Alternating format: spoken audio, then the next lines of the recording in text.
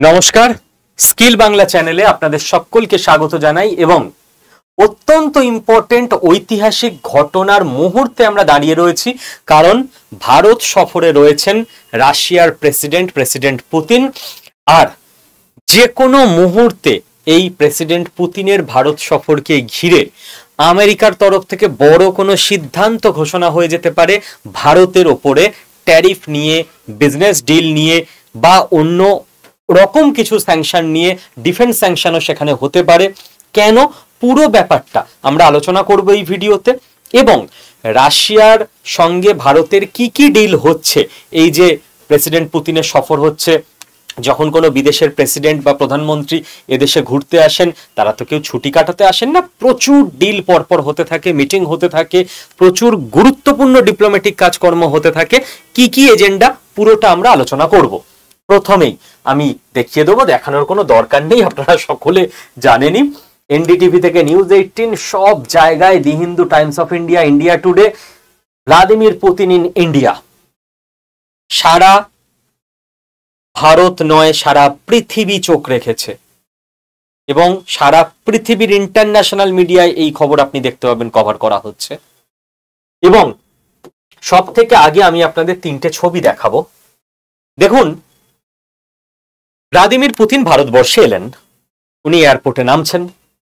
তারপর এমন তিনটে ঘটনা পরপর ঘটে গেল, যে তিনটে ঘটনা ইন্টারন্যাশনাল কমিউনিটিকে, আমি যদি খুব বিশেষ করে নাম ধরে বলি, আমেরিকা এবং ইউরোপকে গভীর এবং ক্লিয়ার বার্তা দেবার জন্য যথেষ্ট। জিওপলিটিক্সে কি হয়, এটা একটু হাই সোসাইটিতেও হয় মানুষের মধ্যে।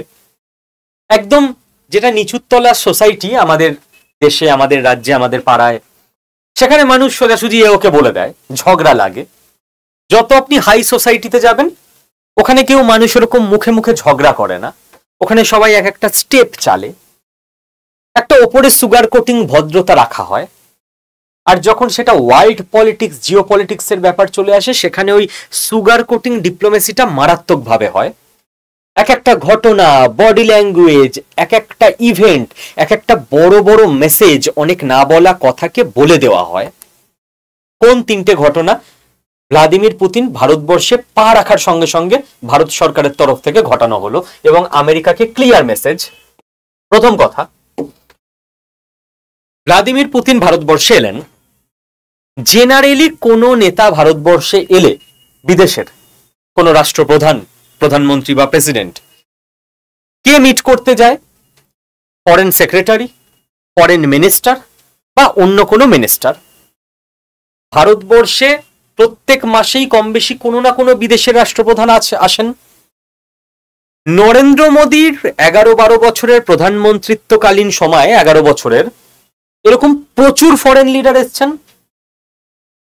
গুনে গুনে 8-9 বার নরেন্দ্র মোদী নিজে এয়ারপোর্টে গেছেন সেই রাষ্ট্রপ্রধানকে রিসিভ করতে, গুনে গুনে 8-9 বার। তার মধ্যে বেঞ্জামিন নেতানিয়াহু ছিলেন, ইসরায়েলের প্রধানমন্ত্রী, যাকে নরেন্দ্র মোদী নিজে রিসিভ করতে গেছিলেন। তার মধ্যে সৌদি আরবের যিনি যুবরাজ, তিনি ছিলেন। এরকম 8-9 বার ঘটেছে। সেই রেয়ার কেস এখানে প্রথম আবার দেখা গেল। নাম্বার 1, নরেন্দ্র মোদী নিজে প্রোটোকল ভেঙে রিসিভ করতে চলে গেলেন ভ্লাদিমির পুতিনকে। প্রথম মেসেজ ক্লিয়ার কাট আমেরিকার কাছে চলে গেল যে ভারত বুঝিয়ে দিচ্ছে, তোমরা আমাদের এই সময় চাপে রেখেছো, রাশিয়া থেকে তেল কেনা বন্ধ রাখো, রাশিয়ার সঙ্গে রিলেশন ছেড়ে দাও। এবং আন্তর্জাতিক আদালত ভ্লাদিমির পুতিনকে অপরাধী ঘোষণা করে রেখেছে এবং আন্তর্জাতিক আদালতের নির্দেশ রয়েছে, অন্য যে কোনো দেশে যদি ভ্লাদিমির পুতিনকে দেখা যায়, সেই দেশ যেন ভ্লাদিমির পুতিনকে সঙ্গে সঙ্গে অ্যারেস্ট করে আন্তর্জাতিক আদালতের হাতে তুলে দেয়। যে আন্তর্জাতিক আদালত আলটিমেটলি ওয়েস্টের কথাতেই চলে, আমেরিকা এবং ইউরোপের কথাতে চলে। এবং রাশিয়ার সঙ্গে রিলেশন খারাপ না করার জন্য, যেখানে ভারতবর্ষের উপর পৃথিবীর সব থেকে বেশি ট্যারিফ, 50% ট্যারিফ আমেরিকা লাগিয়ে রেখে দিয়েছে, সেই রকম অবস্থায় টাইমিং খুব ইম্পর্টেন্ট হয় জিও পলিটিক্সে। টাইমিং বুঝুন, নর্মাল টাইমিং এ নরেন্দ্র মোদী ভ্লাদিমির পুতিনকে রিসিভ করতে যাননি। রাশিয়ার থেকে তেল কেনা বন্ধ করার জন্য আমেরিকার চাপ, রাশিয়ার সঙ্গে সমস্ত সম্পর্ক ছিন্ন করতে আমেরিকার চাপ, আন্তর্জাতিক আদালতের চাপ, ভ্লাদিমির পুতিনকে অ্যারেস্ট করতে হবে দেখা মাত্র, এবং ইন্ডিয়া এগুলো করছে না বলে ইন্ডিয়ার ওপর 50% ট্যারিফ চাপানো, যেটা পুরো পৃথিবীর মধ্যে সব থেকে বেশি। সেই টাইমিং এ নরেন্দ্র মোদী চলে গেলেন ভ্লাদিমির পুতিনের সঙ্গে দেখা করে রিসিভ করতে। 2, হ্যান্ডশেক করলেন না, কেবল ভ্লাদিমির পুতিনকে হাগ করলেন, বুকে জড়িয়ে ধরলেন নরেন্দ্র মোদী। আমাদের বন্ধু বান্ধবের হাগ করা, কোলাকুলি করা বিজয় দশমীতে, আর ইন্ডিয়ার রাষ্ট্রপ্রধানের রাশিয়ার রাষ্ট্রপ্রধানের সঙ্গে হাগ করা, দুটো অনেক ডিফারেন্স আছে। এবং এখানে প্রত্যেকটা ইভেন্ট, প্রত্যেকটা বডি ল্যাঙ্গুয়েজ মাপা থাকে, প্রি প্ল্যান্ড থাকে। হঠাৎ করে কারো কিছু মনে হলো, হ্যান্ডশেক করে নিল, বুকে জড়িয়ে ধরলো, এমনটা হয় না। আবারও আমেরিকার কাছে মেসেজ, থার্ড মেসেজ, সমস্ত রকম প্রোটোকল ভেঙে সেই এসিও সামিটের মতো পুতিন এবং মোদিজি একই গাড়িতে করে এয়ারপোর্ট থেকে বেরোলেন। গাড়ির কি অভাব পড়েছিল? ভ্লাদিমির পুতিন চাইলে 30টা গাড়ির কনভয় আলাদা নিয়ে যেতে পারে, নরেন্দ্র মোদী চাইলে 30টা গাড়ির কনভয় আরামসে নিয়ে যেতে পারে। একই গাড়িতে পাশাপাশি সিটে বসে এয়ারপোর্ট থেকে দুজনে বেরোলেন। The message is loud and clear. এই সেম ছবি গোটা ইন্টারনেট ঘেটে, গোটা ইতিহাস ঘেটে আপনি খুব একটা বেশি পাবেন না অন্য কোনো রাষ্ট্রপ্রধানের সঙ্গে নরেন্দ্র মোদীর ভারতবর্ষের মাটিতে। খুঁজে নিন, ইতিহাস ঘেটে নিন। এই কারণে এই ভিজিটকে এতটা ইম্পর্টেন্ট বলে ধরা হচ্ছে জিও পলিটিক্সের পড়াশোনার ক্ষেত্রে। এবং আপনি স্টেটমেন্ট দেখতে থাকুন একের পর এক। আমেরিকার এই প্রবল ভারত বিরোধিতা কিসের জন্য? ভারত কেন রাশিয়া থেকে তেল কিনছে, তাতে করে রাশিয়ার টাকা হচ্ছে, সেই টাকা দিয়ে রাশিয়া ইউক্রেনে যুদ্ধ করছে, এই তো আমেরিকার বক্তব্য। ভ্লাদিমির পুতিন ভারতবর্ষের মাটিতে দাঁড়িয়ে পরিষ্কার বলে দিলেন, if US has right to buy our fuel, why shouldn't India? পুরো হাটে হাঁড়ি ভেঙে দেওয়া যাকে বলে, পুতিন বলে দিলেন মিডিয়াকে যে আমেরিকা তো আমাদের থেকে ফুয়েল কেনে, আমেরিকা যদি আমাদের থেকে ফুয়েল কিনতে পারে তাহলে ইন্ডিয়া কেন কিনবে না? আমেরিকা তেল কেনে না, অন্য ফুয়েল কেনে, বাট ওদের যে ফুয়েল দরকার ওরা সেটা কেনে, ইন্ডিয়ার যে ফুয়েল দরকার ইন্ডিয়া সেটা কেনে। মোট কথা এনার্জি কেনা হয়, সোজা হিসেব। তো ডোনাল্ড ট্রাম্পের যে পুরো মিডিয়া জুড়ে, ওয়েস্টার্ন মিডিয়া জুড়ে প্রোপাগান্ডা, ইন্ডিয়া টাকা দিচ্ছে, ইন্ডিয়া টাকা দিচ্ছে রাশিয়াকে, সেই প্রোপাগান্ডার হাটে হাঁড়ি ভেঙে দেওয়া যে আমেরিকা নিজেই আমাদেরকে টাকা দেয় আমাদের থেকে ফুয়েল কিনে, এই অবধি বোঝা গেল। নেক্সট দেখুন, নেক্সট আমাদের কয়েকটা খুব ইম্পর্টেন্ট জিনিস বুঝতে হবে। নরেন্দ্র মোদী টুইট করলেন, টুইটে কি লিখলেন? প্রেসিডেন্ট পুতিনের সঙ্গে ছবি দিয়ে, ইন্ডিয়া এবং রাশিয়ার টাইম টেস্টেড ফ্রেন্ডশিপ রয়েছে। ইউএস কি চায়? রাশিয়ার সঙ্গে সম্পর্ক ছিন্ন করে ভারত আমেরিকার লবিতে চলে যাক, তাহলে আমেরিকা সঙ্গে সঙ্গে আপনার ট্যারিফ থেকে শুরু করে সবকিছু কমিয়ে দেবে, ইন্ডিয়াকে সাপোর্ট করতে শুরু করে দেবে। ইন্ডিয়া খুব ক্লিয়ার মেসেজ দিল, রাশিয়ার সঙ্গে আমাদের টাইম টেস্টেড ফ্রেন্ডশিপ, দুদিনের ফ্রেন্ডশিপ নয়, দীর্ঘ সময় ধরে রাশিয়া ভারত একসঙ্গে রয়েছে, আজকে দুদিনের বন্ধুর জন্য আমরা পুরনো বন্ধুকে ছাড়বো না। সেকেন্ড, মানে ঘুরিয়ে এটাও বলা হলো যে আমাদের সঙ্গে বন্ধুত্ব যদি তোমরা চাও তাহলে তোমরাও টাইম টেস্টেড ফ্রেন্ডশিপের প্রমাণ দাও ইন্ডিয়াকে। নেক্সট 20 বছর ধরে বিপদে আপদে সবসময় ইন্ডিয়ার ফরে কথা বলো, দেন আমরা ভেবে দেখব। সেকেন্ড, এখানে কিন্তু কেবল পুতিন এবং মোদিজির মিটিং হচ্ছে না, অনেকগুলো দ্বিপাক্ষিক মিটিং হচ্ছে। এখানে ইন্ডিয়া রাশিয়া বিজনেস ফোরামের মিটিং হচ্ছে, প্রচুর মিনিস্টাররা এসছেন রাশিয়া থেকেও ইন্ডিয়ার সঙ্গে বিজনেস নিয়ে কথা বলার জন্য। এবং এখানে ডিফেন্স মিনিস্টারও এসছেন রাশিয়ার, যিনি রাজনাথ সিং এর সঙ্গে, আমাদের ডিফেন্স মিনিস্টারের সঙ্গে মিটিং করছেন। তো একসঙ্গে বিভিন্ন ইস্যুতে বিভিন্ন ডিপার্টমেন্টের মিটিং চলছে এই দুদিনের সফরে, কেবল প্রেসিডেন্ট নিজে আসেননি। এবং এই যে বিজনেস ফোরামের মিটিং, এখানে আমাদের যিনি বিজনেস মন্ত্রকের দায়িত্বে আছেন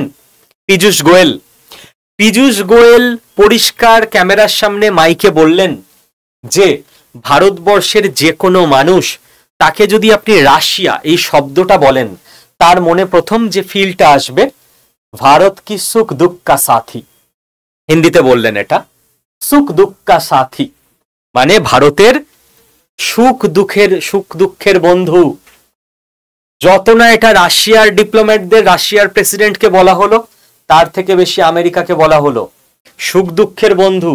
তোমাদের দুদিনের চাপে বা কথায় বা প্রলোভনে এই বন্ধুত্ব আমরা নষ্ট করব না। যদি আমাদের সঙ্গে বন্ধুত্ব করতে হয়, ইয়েস, আমাদের এরকম কোনো ব্যাপার নেই যে ও আমাদের বন্ধু মানে আমি কারোর সঙ্গে বন্ধুত্ব করব না। আমরা সবার জন্য ওপেন। তো আমাদের সুখ দুঃখে পাশে থাকো আগে 20 বছর, তারপর ভেবে দেখব। থার্ড, রাশিয়ার এই সফর থেকে মেন উদ্দেশ্য কি, ওরা কি করতে চায়? তিনটে জিনিস ওরা করতে চায়, ওদের লাভ।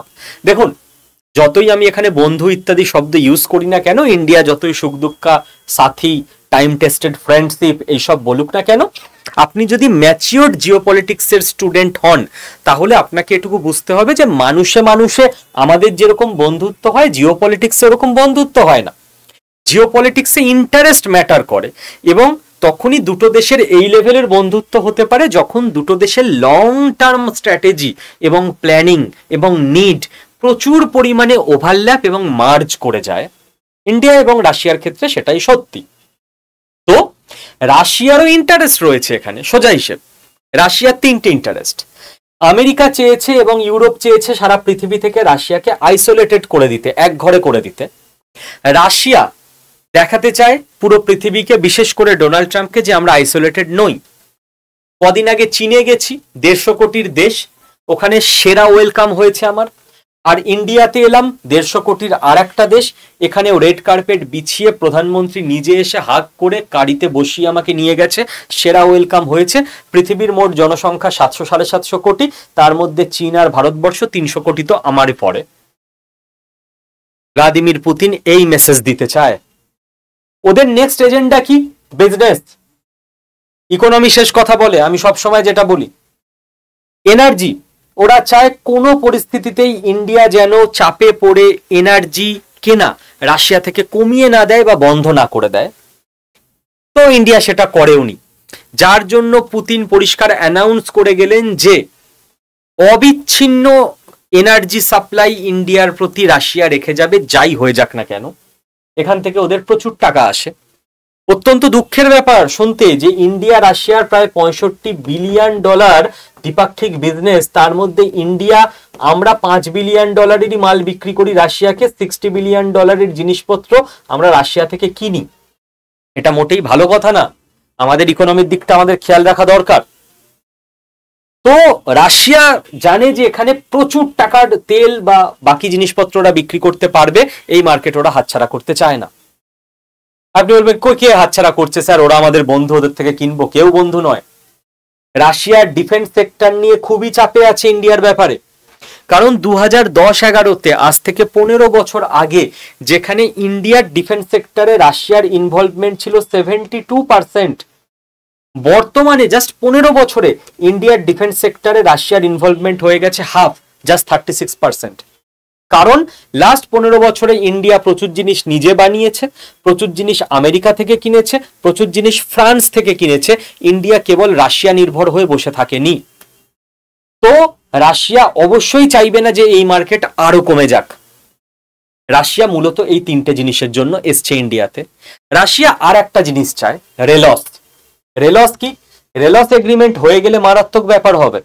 রেলস এগ্রিমেন্টের মাধ্যমে রাশিয়া চায় যে ইন্ডিয়াতে তাদের বেস বানাতে, অর্থাৎ যে কোনো সময় রাশিয়ার আর্মি, নেভি, এয়ারফোর্স ইন্ডিয়াতে ল্যান্ড করতে পারবে বিভিন্ন লজিস্টিক সাপ্লাই ইস্যুর জন্য। মূলত রাশিয়ার পার্লামেন্ট যেটা মোটামুটি, তো ওদের পার্লামেন্টে এটা পাস হয়ে গেছে যে রেলস করে নাও ইন্ডিয়ার সঙ্গে।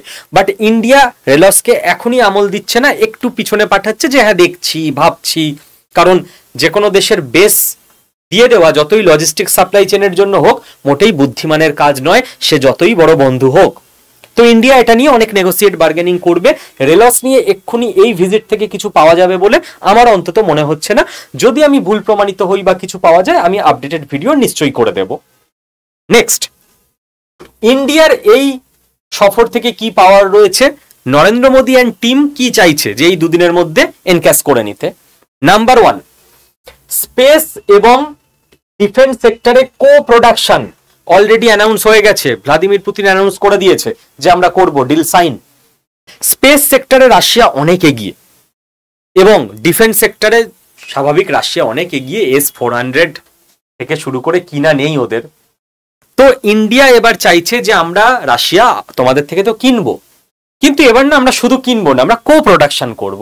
চলো আমরা একসঙ্গে বানাবো, ব্রহ্মসের মতো। আমাদেরও শিখিয়ে দাও, আমরাও যাতে বানাতে পারি। তোমাদের আমরা শেয়ার দেবো, আমরা রয়্যালটি দেবো তোমাদের। তো ইন্ডিয়া নেক্সট স্টেপে এগোচ্ছে। যে দুই বন্ধুর মধ্যে রাশিয়া বড় বন্ধু ছিল, এবার ইন্ডিয়া চাইছে আমরা বড় বন্ধু হয়ে যাব। যেমন জোট সরকার হয় না, এই ধরুন বিহারে ইলেকশন হলো, বিজেপি এবং জেডিইউ, নীতিশ কুমারের দল এবং চিরাগ পাসওয়ানের দল এবং আরো দুটো দল জোট ছিল, কিন্তু প্রত্যেকটা দল কি চাইছিল? বন্ধুত্ব আছে তো ঠিক আছে, বাট আমার বেশি এমএলএ হবে, আমি জোটের মধ্যে একটু বেশি বড় দাদা হব। তো ইন্ডিয়া এবার সেই জায়গাটা নিচ্ছে যে আমরা শুধু কিনবো না, আমরা কো প্রোডাকশন করব, একসঙ্গে প্রোডাকশন। তোমার টেকনোলজি তুমি শিখিয়ে দেবে আমাদের ইঞ্জিনিয়ারদের, সায়েন্টিস্টদের, আমাদের skilled labour, skilled man power আমরা প্রোডাকশন করে নেব। অ্যানাউন্স হয়ে গেছে ইন্ডিয়ার সাকসেসফুল মিশন। সেকেন্ড ইন্ডিয়ার যেটা মিশন ছিল এটাও অ্যানাউন্স হয়ে গেছে সাকসেসফুল। ফার্টিলাইজার। শুনতে অত্যন্ত দুঃখের ব্যাপার হলেও এটাই সত্যি যে স্বাধীনতার 75 বছর পার হয়ে গেলেও আমরা নিজেদের দেশে ইউরিয়া পর্যন্ত তৈরি করতে পারি না এখনো, যেখানে আমাদের কৃষি প্রধান দেশ, চাষবাসে সব জায়গায় ফার্টিলাইজার বা সার লাগে, ইউরিয়া লাগে। তো বিভিন্ন দেশ থেকে আমাদের কিনে আনতে হয়, রাশিয়া থেকে কিনতে হতো, চীন কদিন আগে আমাদের জন্য ইউরিয়া দিতে শুরু করেছে। এবার ইন্ডিয়া রাশিয়ার সহযোগিতায় ফার্টিলাইজার তৈরি করা শুরু করে দেবে, ইউরিয়া তৈরি করা শুরু করে দেবে। Mission successful. থার্ড, ইন্ডিয়ার অবশ্যই দরকার ছিল এনার্জি সিকিউরিটি। এটা ইন্ডিয়া জানতো যে রাশিয়া দিতে থাকবে, রাশিয়ার ইন্ডিয়ার থেকে বেশি দরকার, তবু ইন্ডিয়ারও মনে মনে চিন্তা আছে যে যে পরিমাণে এনার্জি ডিমান্ড ইন্ডিয়াতে বাড়ছে, প্রত্যেকটা বাড়িতে, প্রত্যেকটা ফ্যামিলিতে গাড়ি কিনছে লোকে, কলকারখানা বাড়ছে, অফিস বাড়ছে, সমস্ত জায়গায় এনার্জি নিড বাড়ছে এবং নেক্সট 25-30 বছর ইন্ডিয়াতে বাড়তে থাকবে হু হু করে। এনার্জি নিড কমার কোনো সম্ভাবনাই নেই।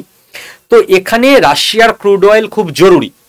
রাশিয়া ভারতের মাটিতে দাঁড়িয়ে একেবারে অ্যানাউন্স করে গেছে যে অবিচ্ছিন্ন পরিষেবা থাকবে, কোনো চিন্তা নেই। ইন্ডিয়ার এখানে খুব একটা বড় মিশন ছিল না, বাট ডান, ইন্ডিয়ার যেটুকু এজেন্ডা ছিল। শিপ বিল্ডিং, আবারও ইন্ডিয়ার মিশন সাকসেসফুল। ইন্ডিয়ার প্ল্যান ছিল যে ভাই আমাদের প্রচুর পরিমাণে নেভাল পাওয়ার বাড়াতে হবে, নৌবাহিনী, নৌশক্তি। আমাদের বিজনেস বাড়াতে গেলে প্রচুর জাহাজ তৈরি করতে হবে। কতদিন আমরা বাইরের দেশ থেকে টাকা দিয়ে জাহাজ কিনে কিনে আনবো? জাহাজ আমাদের নিজেদের তৈরি করতে হবে। বিজনেস কিন্তু জাহাজেই হয়। ইন্টারনাল দেশের মধ্যে বিজনেস যতই ট্রেন, লরি, এইসব কন্টেনারে হোক, বিদেশের বিজনেস এখনো জাহাজেই হয় এবং জলপথের থেকে সস্তায় আর কোনো জিনিস যেতে পারে না। তো রাশিয়া ইন্ডিয়া যৌথভাবে শিপ বিল্ডিং এবার শুরু হয়ে যাবে। শিপ বিল্ডিং কি ইন্ডিয়ার ছিল না? অবশ্যই ছিল। ইন্ডিয়া শিপ বিল্ডিং নিজে করতে পারতো। আরো অনেক টেকনোলজি আসবে, আরো অনেক হেল্প রাশিয়া থেকে নতুন নতুন বিভিন্ন প্ল্যান্টে করা হবে। Next, connectivity. এটাও ইন্ডিয়ার একটা বড় ডিল ক্র্যাক হয়ে গেছে। ইন্ডিয়া খুব করে চাইছিল ইন্ডিয়ার বন্দর থেকে রাশিয়ার একদম মেরু অঞ্চলের দিকের একটা, মেরু অঞ্চল বলা ভুল, বাট একদম বরফ হয়ে থাকে, প্রচন্ড শীতের দুর্গম অঞ্চল, সেই অঞ্চলের সঙ্গে ওখানে একটা পোর্ট আছে, ওখানকার একটা কানেক্টিং রুট বানাতে ইন্ডিয়া চাইছিল।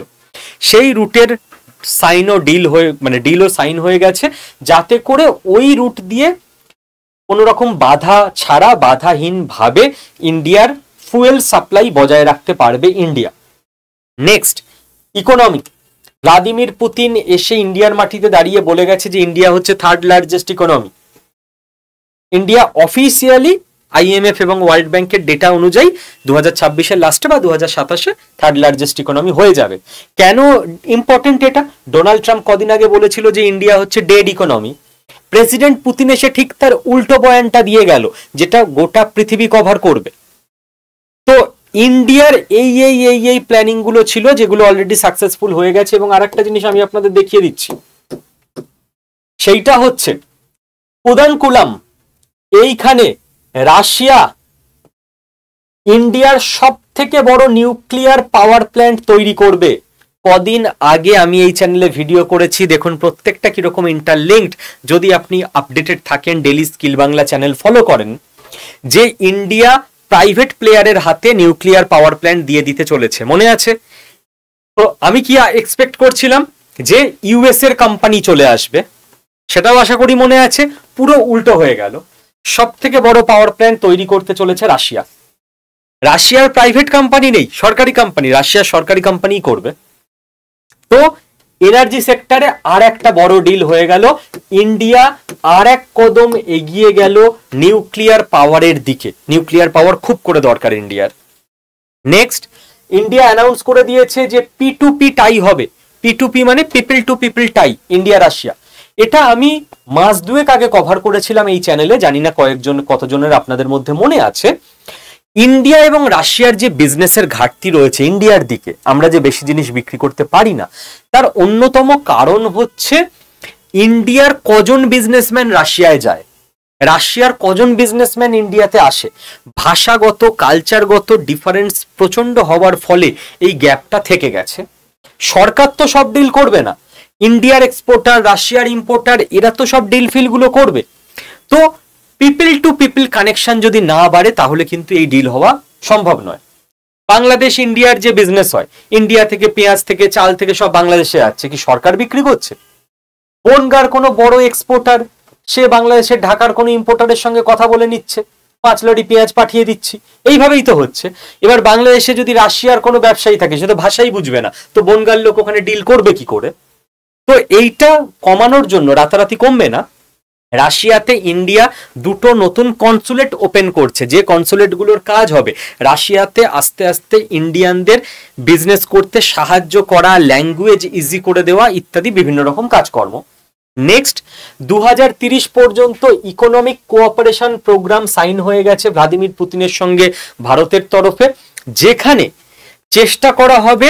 ইন্ডিয়া পুতিনকে অবশ্যই বলেছে যে স্যার দেখুন, আমরা কিচ্ছু বিক্রি করতে পারছি না আমাদের দেশ থেকে আপনার দেশে, এটা আমাদের জন্য বড় লস, এই ব্যাপারটা আপনি একটু দেখুন। এবং পুতিনও ব্যাপারটা সিরিয়াসলি দেখেছে নিরপেক্ষভাবে। তো যাতে করে ইন্ডিয়ার বিজনেস বাড়ে রাশিয়ায়, তার জন্য একটা আলাদা টিম গঠন করা হয়েছে। ইকোনমিক কোঅপারেশন প্রোগ্রাম 2030 তৈরি করা হয়েছে, যেখানে ইন্ডিয়ার অফিসাররা এবং রাশিয়ার অফিসাররা মিলে আলোচনা করতে থাকবে কোন কোন জিনিস ইন্ডিয়া থেকে রাশিয়ায় পাঠানো সম্ভব, বিক্রি করা সম্ভব।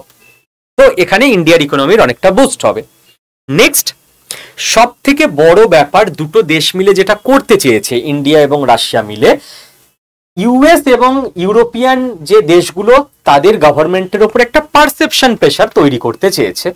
পারসেপশন প্রেশার মানে আমেরিকার জনগণ এত শিক্ষিত, এত আপডেটেড, কিন্তু এখনো কেমন একটা বোকা বোকা লোকজন। কিরকম বোকা বোকা? ওরা ভাবে যে আমরা হচ্ছি পৃথিবীর একদম বস, আর বাকিরা হচ্ছে আমাদের কৃতদাস। আমরা যা বলবো এখনো সেইভাবেই সারা পৃথিবী চলবে। সে 1800 সালে ইংল্যান্ড এভাবে ভাবতো, এখন আমেরিকা ভাবে। তো সেটা হয় না, কোনোদিন হওয়া সম্ভব না। এরকম ভুলভাল মানসিকতা থাকবে কেন? ইন্ডিয়ার অ্যাসপিরেশন আছে যে ইন্ডিয়া বিশ্বগুরু হবে, বাট বিশ্বগুরু হবে, বস হওয়ার দরকার নেই। গুরু যে পদ দেখায়, যে বস নয়। বাট আমেরিকা তো আমেরিকাই, ওরা হচ্ছে বস। এবার ওদের সাধারণ লোকজনের কি ধারণা যে আমাদের প্রেসিডেন্ট ইন্ডিয়ার ওপর ট্যারিফ লাগিয়ে দিয়েছে, ইন্ডিয়া সবাই সকালবেলা ওঠে দিয়ে রাত অব্দি ডোনাল্ড ট্রাম্পের ফটোর সামনে হাত জোর করে দাঁড়িয়ে ঠক ঠক ঠক ঠক করে কাঁপে, সবাই মিলে বলে স্যার ট্যারিফ তুলে নিন স্যার, আমরা তো না খেতে পেয়ে মরে যাচ্ছি। ওদের একটা এইরকম ইলিউশনের জগৎ ওরা বেঁচে থাকে যে ইন্ডিয়া তো একদম ভয়, সেই কি অবস্থা ইন্ডিয়ার ট্যারিফের জন্য। ক্লিয়ার মেসেজ সারা পৃথিবী কভার করবে যে ভাই ট্যারিফ গয়া ভাড় মে, যদি একদম রকের ভাষায় বলি, তোমার 50% ট্যারিফের মুখের ওপর ঝামা ঘষে ইন্ডিয়া রাশিয়া একসঙ্গে ফার্মলি দাঁড়িয়ে রয়েছে। এবং ওদের দেশের মানুষদের মধ্যে একটা হতাশা চলে আসবে যে যা, এটুকু সম্মান দিল না ইন্ডিয়া আমাদের। 50% ট্যারিফ লাগানোর পর পুতিনকে এইভাবে মহাসমারোহে বরণ করে নিয়ে গেল। তাহলে এই যে ডোনাল্ড ট্রাম্প বলল কাঁপিয়ে দিচ্ছি, আমার কথায় পৃথিবী চলে, যে সব থেকে বেশি ট্যারিফ যাদের ওপর তারাই মুখের ওপর ঝামা ঘষে দিয়ে চলে গেল। এবার প্রেসার তৈরি হবে গভর্নমেন্টের ওপর, তাহলে করছোটা কি? একে তো ট্যারিফ চাপিয়ে রেখে দিয়েছো, আমাদের দেশে ইনফ্লেশন বাড়ছে, বলছো ট্যারিফের ভয় ইন্ডিয়া শুধরে যাবে, এদিকে ইন্ডিয়ার মতোই দেমাকে আছে। এইটা সাকসেসফুলি করা গেল এবং ইন্ডিয়া আমেরিকার একটা ট্রেড ডিল খুব দ্রুত হতে চলেছে। সেই ট্রেড ডিলের আগে ভারতবর্ষের তরফ থেকে একটা কড়া বার্তা মেসেজ আমেরিকাকে পাঠিয়ে দেওয়া হলো যে ট্রেড ডিল তো হবে ভালো কথা, বাট ট্রেড ডিল মাথা নত করে হবে না। যাদের নিয়ে সমস্যা তোমাদের, তাদের দেশের রাষ্ট্রপ্রধানকে আমাদের দেশে এইভাবে সেলিব্রেট করা হয় তার ভিজিটকে, আমরা আমাদের শর্তেই চলবো, ট্রেড ডিল উইন উইন সিচুয়েশনে হবে, আমরা মাথা উঁচু করে করব, মাথা নিচু করে ট্রেড ডিল করব না। এবং তেল নিয়েও আবার বার্তা, আমেরিকার লোকজনের অনেকের ধারণা আছে যে আমেরিকার ভয়ে ভারত তেল কেনা বন্ধ করে দিয়েছে রাশিয়া থেকে, তো ক্লিয়ার বার্তা, বন্ধ তো হয়নি, উল্টে রাশিয়ার প্রেসিডেন্ট বলে গেছে অবিচ্ছিন্নভাবে তেল সরবরাহ বজায় থাকবে ইন্ডিয়ার প্রতি। এই গেল টোটাল সফরটার সম্পর্কে জিওপলিটিক্যাল অ্যাঙ্গেল থেকে অ্যানালিসিস। এবার যারা স্কিল বাংলা চ্যানেলের সদস্য তাদের তো জানাই আছে, আমি আবারও বলবো যে দেখুন দুটো ব্যাপার হতে পারে, স্কিল বাংলা চ্যানেল যারা ফলো করেন তারা জানেন, তবু আরেকবার আমি বলবো, এই মুহূর্তে ইউএস এর কাছে দুটো অপশন। ইউএস না একটা স্থিতাবস্থায় এসে গেছিল, ইন্ডিয়ার ব্যাপারে কি করবে বোঝা যাচ্ছিল না, ইন্ডিয়া গভর্নমেন্টও বুঝতে পারছিল না, সেই জন্য গভর্নমেন্ট অফ ইন্ডিয়ার তরফ থেকে এমন একটা ধাক্কা দিয়ে দেওয়া হলো, জাস্ট পুতিনকে বরণ করে ইনভাইট করার মাধ্যমে, আর ইন্ডিয়া কিচ্ছু করলো না, যে ডোনাল্ড ট্রাম্পের এবার দেওয়ালে পিঠ থেকে গেল। এবার ডোনাল্ড ট্রাম্পকে যে কোনো কিছু একটা রাস্তা নিতেই হবে, ইন্ডিয়ার কাছেও ক্লিয়ার হয়ে যাবে যে ভাই এরা কোন দিকে যেতে চাইছে, কারণ ইন্ডিয়াও কিছু বুঝতে পারছিল না যে ডোনাল্ড ট্রাম্প এবার কি করবে। ডোনাল্ড ট্রাম্পের ইগো ডোনাল্ড ট্রাম্পকে বলবে ট্যারিফ আরো বাড়িয়ে দেবো, এত বড় অপমান আমায় 100% করে দেবো, যদি করে দেয় তো দিক, ইন্ডিয়া অন্তত বুঝে যাবে যে এরা কোন পথে যেতে চাইছে, কারণ এখন ইন্ডিয়া কিছু বুঝতে পারছে না ভাই, 50% হয়ে চুপচাপ পড়ে রয়েছে, কিছু তো একটা স্টেপ দরকার না আমেরিকার তরফ থেকে। আর ডোনাল্ড ট্যাঙ্কের যারা থিঙ্ক ট্যাঙ্ক ডোনাল্ড ট্রাম্পের, তারা ডোনাল্ড ট্রাম্পকে বলবে ভাই 50% থেকে ট্যারিফ এক্ষুনি কমাও, কমিয়ে ইন্ডিয়ার সঙ্গে সব ঝামেলা মিটিয়ে নাও। কেন? কারণ ঝগড়ায় বা মারামারির সময় না দুপক্ষই দুপক্ষকে ভয় দেখাতে দেখাতে দুপক্ষেরই নিজের মনের মধ্যে একটা ভয় থাকে যে ভাই এতটা ভয় দেখিয়ে দিয়েছি, এরপর না বেশি হয়ে যাচ্ছে, মোটামুটি সম্মান থাকতে থাকতে ডিল করে নি, ছেড়ে দিলাম যাও। কিন্তু এরপর যদি বাই চান্স উল্টো দিকের লোকটা মেরে দেয়, তারপর পৃথিবীর কাছে মুখ দেখাবো কি করে যে মার খেয়ে ফিরে এসছি? তো একটা সম্মান থাকতে থাকতে ডিল করে নেওয়া ভালো। আমেরিকার কাছে এখন এই অবস্থা যে ভাই ট্যারিফ কমিয়ে দিয়ে মিডিয়ার কাছে গিয়ে বলি ঠিক আছে আমেরিকাও আমাদের বন্ধু, ইন্ডিয়াও আমাদের বন্ধু, কতদিন আর ওদের দুঃখ কষ্ট দেব, ট্যারিফ কমিয়ে দিলাম, তো একটা সম্মান নিয়ে ওরা বেরিয়ে যেতে পারবে। কিন্তু ইন্ডিয়া যা শুরু করে দিল, এরপর ওদের আর সম্মান থাকবে না। থিঙ্ক ট্যাঙ্ক ডোনাল্ড ট্রাম্পকে এইটার জন্য চাপ দেবে। কেন চাপ দেবে? কারণ থিঙ্ক ট্যাঙ্ক কখনো চাইবে না আরআইসি তৈরি হোক, রাশিয়া ইন্ডিয়া চায়না একসঙ্গে চলে আসুক একটা জোটে, এটা থিঙ্ক ট্যাঙ্ক কখনো চাইবে না। আমেরিকার থিঙ্ক ট্যাঙ্ক সবসময় চাইবে যে চীন হচ্ছে আমেরিকার এই মুহূর্তে সব থেকে বড় কম্পিটিটর, চীনকে কাউন্টার করার জন্য ইন্ডিয়াকে আমেরিকার দরকার লং টার্মে, আমেরিকার যত না ইন্ডিয়ার যত না আমেরিকাকে দরকার, আমেরিকার তার থেকে বেশি ইন্ডিয়াকে দরকার। তো থিঙ্ক ট্যাঙ্ক কখনো চাইবে না যে ইন্ডিয়া চায়না রাশিয়া এক হয়ে যাক, থিঙ্ক ট্যাঙ্ক চাইবে ইন্ডিয়াকে কেটে বের করে এনে আমেরিকার দিকে রাখতে, আর ইন্ডিয়াকে আমেরিকার দিকে রাখতে গেলে ইন্ডিয়ার শর্তে চলতে হবে। থিঙ্ক ট্যাঙ্ক ইন্ডিয়ার মার্কেট হাতছাড়া করতে চাইবে না, কারণ ইন্ডিয়ানরা সেন্টিমেন্টে চলে, ইন্ডিয়ানদের মধ্যে দেশাত্মবোধ প্যাট্রিয়টিজম মারাত্মক। আমেরিকা যদি কোনো ভুল স্টেপ নিয়ে নেয়, ইন্ডিয়ানরা যদি এবার আমেরিকান জিনিস বয়কট করতে শুরু করে দেয়, আমেরিকার এক্সপোর্টাররা চাপ খেয়ে যাবে। পাকিস্তানের ওপর এই মুহূর্তে আমেরিকা ভরসা করে আছে, কিন্তু থিঙ্ক ট্যাঙ্ক জানে পাকিস্তান খুব ভোলাটাইল একটা স্টেট, যে কোনো সময় যে কোনো কিছু হয়ে যেতে পারে। যে স্টেট খুব ভোলাটাইল তার উপর কি আপনি লং টার্মে ভরসা করে লং টার্মে স্ট্র্যাটেজি সাজাবেন? না। তার থেকে ইন্ডিয়ার মতো একটা স্টেবল প্ল্যাটফর্মকে যদি আমেরিকা সঙ্গে পায়, তাহলে আমেরিকারও লং টার্মে অনেক সুবিধা হতে পারে। যে কারণে লাস্ট 15 বছর, এই লাস্ট 2 বছর যদি বাদ দিই, তার আগের 15 বছর বা 20 বছর ইন্ডিয়া আমেরিকা কিন্তু সেই দিকেই চলছিল। রাশিয়ার সঙ্গে বন্ধুত্ব বজায় রেখেও বিজনেস আস্তে আস্তে কমছিল, আমেরিকার সঙ্গে বাড়ছিল। ডোনাল্ড ট্রাম্প পুরো ব্যাপারটাকে কেঁচিয়ে দিয়েছে। আমেরিকা কিন্তু এতদিন অনেক কিছু ইনভেস্ট করেছে ইন্ডিয়ার ওপর। তো থিঙ্ক ট্যাঙ্ক খুব করে চাইবে যে এশিয়ার তিনটে মহাশক্তি রাশিয়া, ইন্ডিয়া, চায়না কোনোভাবে যেন এক না হতে পারে।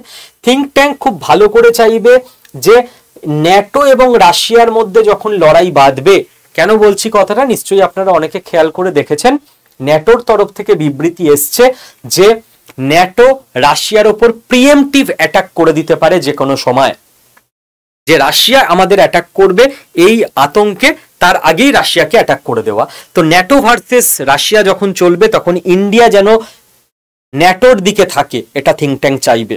থিঙ্ক ট্যাঙ্ক এটাও চাইবে যে ইকোনমিক্যালি ইউএসএ ভার্সেস চায়না যখন চলবে তখন ইন্ডিয়া যেন চায়নার ফরে না থাকে। আর ডোনাল্ড ট্রাম্প যা করছে, যদি ইন্ডিয়ানদের আরো সমস্যায় ফেলে ডোনাল্ড ট্রাম্প, তাহলে কিন্তু ইন্ডিয়ার গভর্নমেন্ট এবং ইন্ডিয়ান পাবলিক আমেরিকার দিক থেকে সরে রাশিয়া চায়নার দিকে চলে যাবে এবং সেটা আমেরিকার জন্য লং টার্মে বড় লস হবে। আশা করি কনক্লুশন বোঝা গেল। এবার যে কথাটা না বললেই নয় সেটা হচ্ছে, দেখুন স্কিল বাংলার মিশনটা আপনাকে বুঝতে হবে।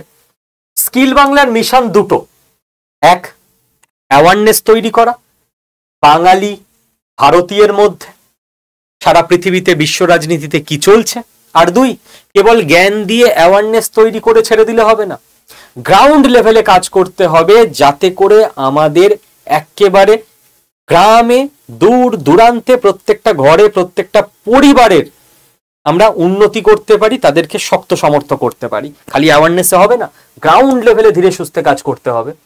আর দেশ তখনই শক্তপোক্ত হবে যখন দেশ থেকে দারিদ্র্য চলে যাবে। দারিদ্র্য কি জিনিস, যারা আপনারাও জীবনে স্ট্রাগল করে দারিদ্র্যের সঙ্গে লড়াই করে পরিবারকে প্রতিপালন করেছেন বা করছেন, বা যারা দরিদ্র পরিবারের সন্তান, তারা খুব ভালো করে জানো। আর তাই স্কিল বাংলা নিজের মিশনে অনর, চুপচাপ একের পর এক কাজ আমরা করে যাচ্ছি। 7 ডিসেম্বর থেকে শুরু হচ্ছে আমাদের নেক্সট মিশন। আজকে 5 তারিখ, জাস্ট দুদিন পর থেকে। কি মিশন? এই মুহূর্তে যেটা দরকার, যেটা করলে দারিদ্র মুক্তি ঘটতে পারে, প্রত্যেকে যারা চাকরি পায়নি তারা চাকরি পেতে সুবিধা হতে পারে, যারা চাকরি করছেন তাদের পদোন্নতি হতে পারে, যারা বিজনেস করছেন তাদের বিজনেসে আরো উন্নতি হতে পারে। আজকের যুগ আর্টিফিশিয়াল ইন্টেলিজেন্সের যুগ, এআই, এবং এআই আপনাকে শিখতে হবে। কে শেখাবে? স্কিল বাংলা। স্যার অত দূর কি করে গিয়ে শিখবো? বাড়িতে বসে শিখবেন অনলাইনে।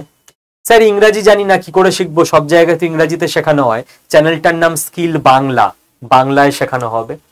স্যার সোম থেকে শনি তো টাইম পাই না, কাজকর্ম থাকে, উইকেন্ডে ক্লাস হবে, শনি রবি সন্ধেবেলা। স্যার কিছু জিজ্ঞাসা থাকলে লাইভ ক্লাস হবে, জিজ্ঞেস করে নেবেন।